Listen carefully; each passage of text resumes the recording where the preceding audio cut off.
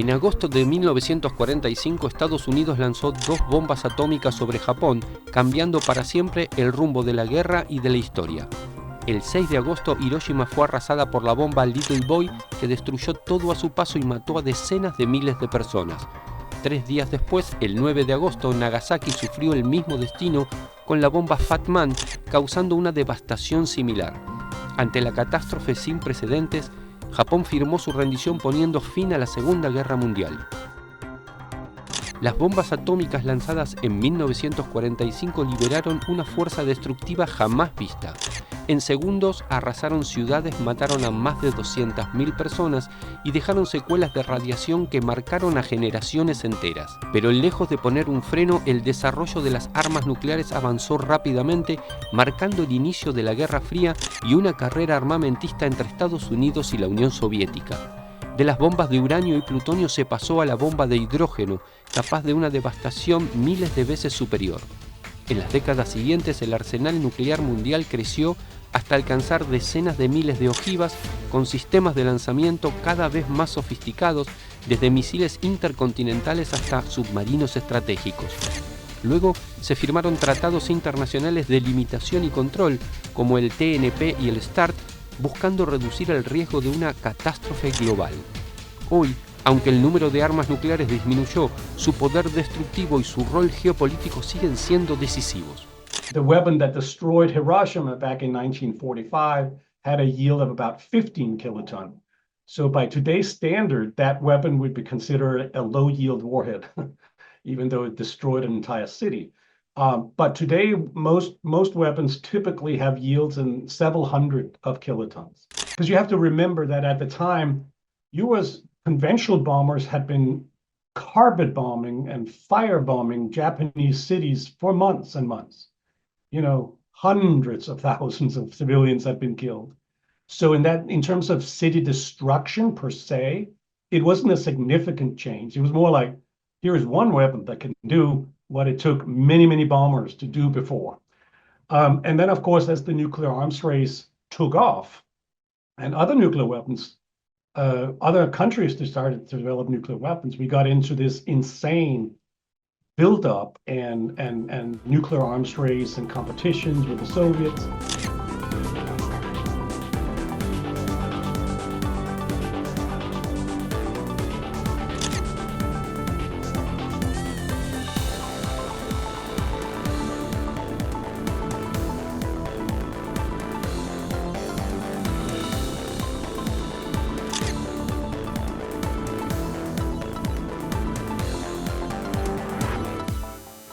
The countries, there are 9 countries that have these nuclear weapons, but overwhelmingly, and we're talking about almost 90%, are in the arsenals of Russia and the United States. These 2 countries are the ones that have, by far, the most nuclear weapons, and that has always been the case. So part of it is because of their experience with the Cold War, the role in the arsenals they developed at the time, the strategies, et cetera, et cetera.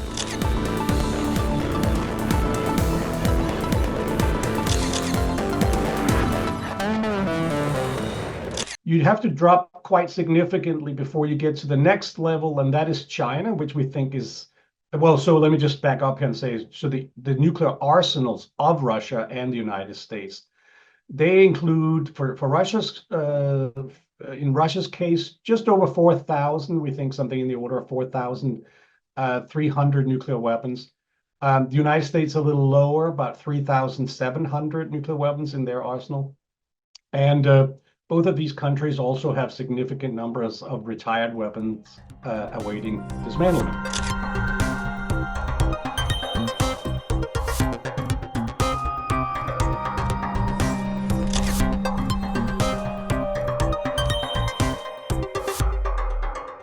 From that, you go down to countries like Britain and France that both have around 200 plus 250 to 300 nuclear weapons. And so then you get to India, Pakistan. They have around 170 or so nuclear warheads each. And from that, you go down to Israel, that we think maybe have some just under 100, perhaps 90 nuclear warheads. And then the lowest on the list is North Korea. We think they have something in the order of about perhaps 50 nuclear warheads.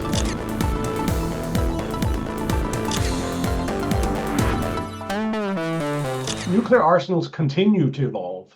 They always do when countries modernize. They always improve them in some shape or form. Sometimes they introduce entirely new types. And so it depends on the country. It's not the same across the board. If you look at the large nuclear weapon states, the sort of modern nuclear weapon states, if you will, Russia, the United States, and to some extent Britain and France, they have developed nuclear weapons that are, very advanced, very compact, very capable. Delivery systems also that can reach, across the world. They have, especially the United States and Russia, they have a wide range of arsenal of weapons that are designed for different purposes.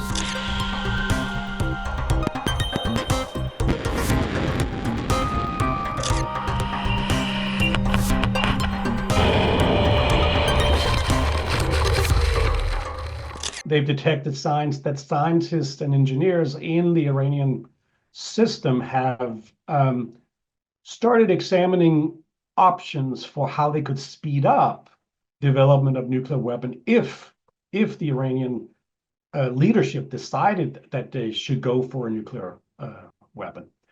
At the same time, of course, Trump is also the character that pulled the United States out of the Iran agreement back in 2018. And that was the agreement that put severe constraints on Iran's ability to produce enough material for nuclear weapons development. So, of course, after Trump pulled the United States out of that treaty, the Iranians have not surprisingly increased their inventory and how much of it is enriched to high levels.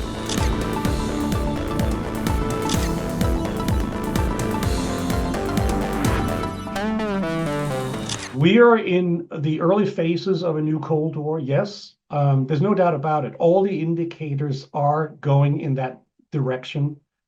Increased antagonism, norms, agreements falling away, buildup of nuclear forces, modernization of nuclear forces, etc. Those are all the indicators that can evolve into a sort of full-scale nuclear war, no doubt about it. En 1957 se creó en Austria la Agencia Internacional de Energía Atómica, AIEA, para promover el uso pacífico de la energía nuclear y evitar su empleo con fines militares. Supervisa programas civiles, hace inspecciones y da asistencia técnica y científica en varios países. Su función central es reducir riesgos de proliferación nuclear. Desde 2019, el argentino Rafael Grossi, su director, tiene esa compleja tarea en sus propias manos. We are trying, as I've always tried, to give way to diplomacy, to allow for a process to be put back in place. Of course, this has to be done within certain reasonable time frame. Solo el criterio y la responsabilidad de las partes harán que ya no sea tarde intentar ponerle freno al avance nuclear con fines militares.